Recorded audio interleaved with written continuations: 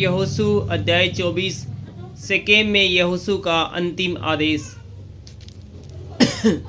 फिर यहोशू ने इजराइल के सब गोत्रों को शेकेम में इकट्ठा किया और इजराइल के वृद्ध लोगों और मुख्य पुरुषों और न्यायियों और सरदारों को बुलाया और वे परमेश्वर के सामने उपस्थित हुए।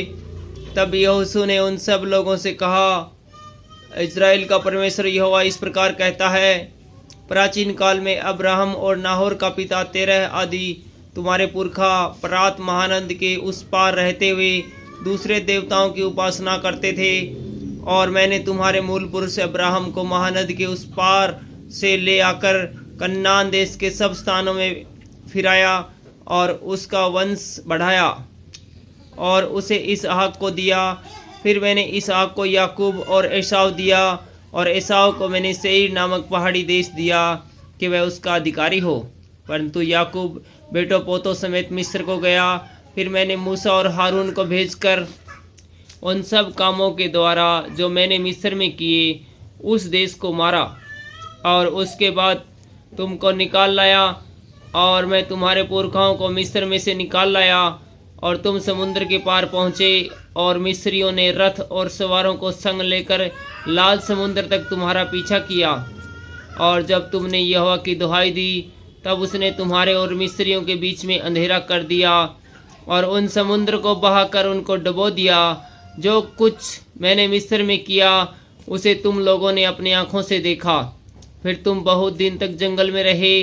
तब मैं तुमको उन एमोरियों के देश में ले आया जो यरदन के उस पार बसे थे, और वे तुमसे लड़े, और मैंने उन्हें तुम्हारे वश में कर दिया और तुम उनके देश के अधिकारी हो गए, और मैंने उनका तुम्हारे सामने से सत्यानाश कर डाला। फिर मोआब के राजा शिपोर का पुत्र बालाक उठकर इजराइल से लड़ा और तुम्हें शाप देने के लिए बोर के पुत्र बिलाम को बुलवा भेजा, परंतु मैंने बिलाम की नहीं सुनी। वह तुमको आशीष ही आशीष देता गया। इस प्रकार मैंने तुमको उनके हाथ से बचाया। तब तुम यरदन पार होकर यरीहो के पास आए, और जब यरीहो के लोग और एमोरी, प्रिजी, कन्नानी, हित्ती, गर्गाशी, हिब्बी और यबूसी तुमसे लड़े, तब मैंने उन्हें तुम्हारे वश में कर दिया। और मैंने तुम्हारे आगे बर्रों को भेजा, और उन्होंने एमोरियों के दोनों राजाओं को तुम्हारे सामने से भगा दिया। देखो, यह तुम्हारी तलवार या धनुष का काम नहीं हुआ। फिर मैंने तुम्हें ऐसा देश दिया जिसमें तुमने विश्राम न किया। फिर मैंने तुम्हें ऐसा देश दिया जिसमें तुमने परिश्रम न किया था, और ऐसे नगर भी दिए जिन्हें तुमने न बसाया था, और तुम उसमें बसे हो, और जिन दाख और जैतून के बगीचों के फल तुम खाते हो उन्हें तुमने नहीं लगाया था। इसलिए अब यहोवा का भय मानकर उसकी सेवा खराई और सच्चाई से करो, और जिन देवताओं की सेवा तुम्हारे पुरखा महानद के उस पार और मिस्र में करते थे उन्हें दूर करके यहोवा की सेवा करो। और यदि यहोवा की सेवा करनी तुम्हें बुरी लगे तो आज चुन लो कि तुम किसकी सेवा करोगे, चाहे उन देवताओं की जिनकी सेवा तुम्हारे पुरखा महानद के उस पार करते थे, और चाहे एमोरियों के देवताओं की सेवा करो जिनके देश में तुम रहते हो। परंतु मैं तो अपने घराने समेत यहोवा ही की सेवा नित्य करूँगा। तब लोगों ने उत्तर दिया, यहोवा को त्याग कर दूसरे देवताओं की सेवा करनी हमसे दूर रहे, क्योंकि हमारा परमेश्वर यहोवा वही है जो हमको और हमारे पुरखाओं को दासताओं के घर अर्थात मिस्र देश से निकाल ले आया, और हमारे देखते देखते बड़े बड़े आश्चर्यक्रम किए, और जिस मार्ग पर और जितनी जातियों के मध्य में से हम चले आते थे उनसे हमारी रक्षा की, और हमारे सामने के इस देश में रहने वाली एमोरी आदि सब जातियों को निकाल दिया है। इसलिए हम भी यहोवा की सेवा करेंगे, क्योंकि हमारा परमेश्वर वही है। यहोशू ने लोगों से कहा, तुमसे यहोवा की सेवा नहीं हो सकती, क्योंकि वह पवित्र परमेश्वर है और जलन रखने वाला ईश्वर है। वह तुम्हारे अपराध और पाप क्षमा न करेगा। यदि तुम यहोवा को त्याग कर पराये देवताओं की सेवा करने लगोगे, तो यद्यपि वह तुम्हारा भला करता आया है, तो भी वह फिर कर तुम्हारी हानि करेगा और तुम्हारा अंत भी कर डालेगा। लोगों ने यहोशू से कहा, नहीं, हम तो यहोवा ही की सेवा करेंगे। यहोशू ने लोगों से कहा, तुम आप ही अपने साक्षी हो कि तुमने यहोवा की सेवा करनी चुनी है। उन्होंने कहा, हाँ, हम साक्षी हैं।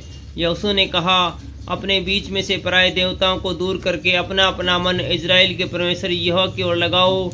लोगों ने यहोशू से कहा, हम तो अपने परमेश्वर यहोवा ही की सेवा करेंगे और उसी की